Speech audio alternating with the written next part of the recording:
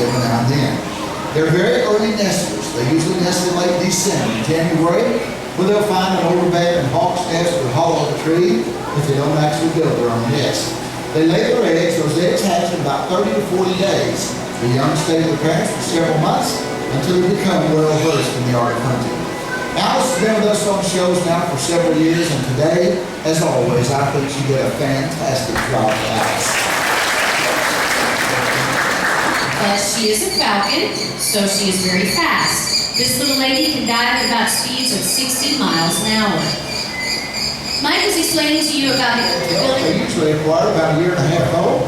No two red tails are exactly alike, even those from the same area are as different as their fingerprints. I know a lot of you have heard the term hawk-eyed, eagle-eyed. Definitely applies to Jessie. If she could read, she could probably read the headlines of the newspaper from about 100 yards away. They have birds of prey. They think they're doing mankind a favor by killing a beautiful bird like this. The red-tailed hawks eat lots and lots of rodents. Rodents have a high reproductive rate. So you see, if it wasn't for the red-tailed hawk, the kestrel, the screech owl, the horned owl, our planet would quickly be overrun with rats and mice. Our next bird coming out is a very majestic one that I know you'll enjoy, and Danny will be right up with it. And I think Jessie did an amazing job on this show.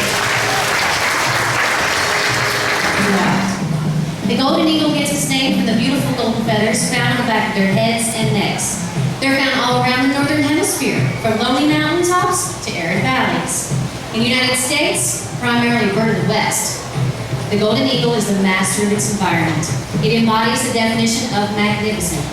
A powerful flyer that seems to enjoy soaring on strong, forceful winds and has been known to climb thermal updrafts for 4 miles and dive at speeds reaching 200 miles per hour or more, with enough power in these feet to pierce the skull of a wolf. They are cunning, intelligent, and bold.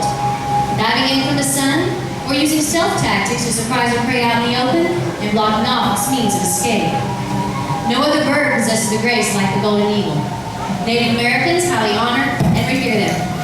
Brave deeds have been done to be rewarded with the coup feather, the flowing headdress of the Indian chief that represents a lifetime of valor.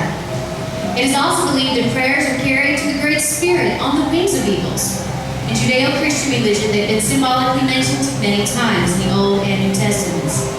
Throughout history, eagles have impressed many cultures. The final eagle that you're going to see on the stage today is a symbol of a once mighty nation, the Iroquois. Now it's a symbol of a much younger country as well. And I will let Mike explain that to you. For now, this is Tecumseh.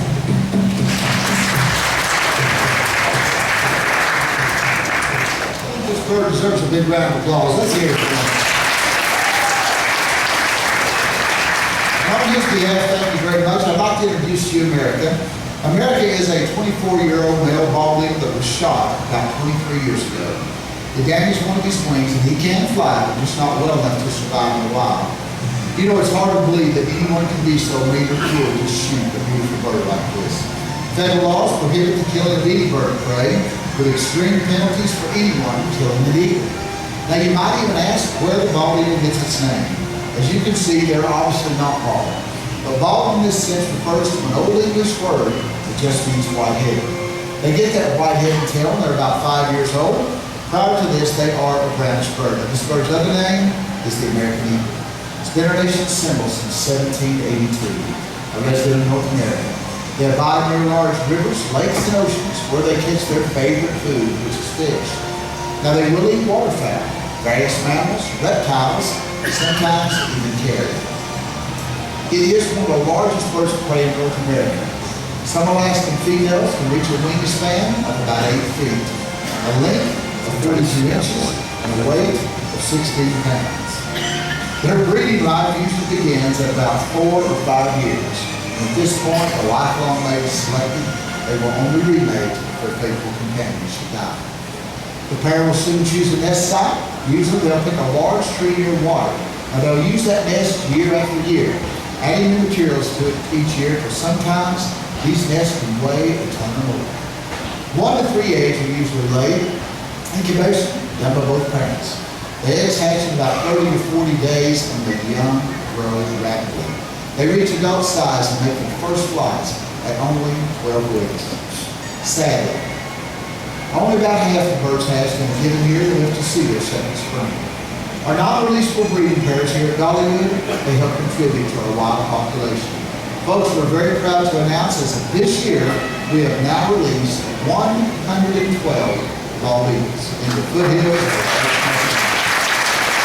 Isn't that great? This is all in an effort just to repopulate these beautiful birds in our area. Now, as you can see, their comeback is in full swing. But in the early 70s, they had some problems. Their numbers dropped to an all-time low of only 417 pairs in the lower 48 states. This year, because of your help, federal law protection, the Baldwin Golden Eagle Act, their numbers have grown. We now have about 12,000 pairs of bald eagles now in the lower 48 states. True success story. Now, this resurgence, mainly due to the banning of DDT back in 1972, better habitat protection, captive breeding facilities like the ones here at Dollywood.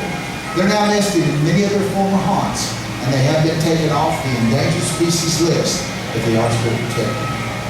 Even though it seems that they've turned a very critical corner, their comeback is not yet complete, and we must all stay in the effort to secure a future for this magnificent bird. Dollywood and the American Eagle Foundation are proud to share with you our nation's living symbol.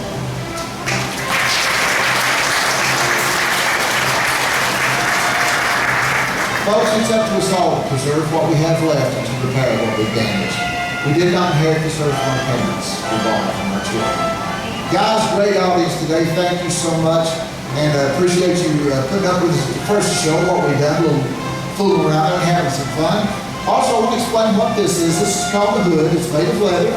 Doesn't hurt the birds at all. It just calms them down. They get a little nervous on stage. And also, he looks really cool with it on. This is Friar Tuck. He's an African pied crow, and he has a job to do. He takes donations to help feed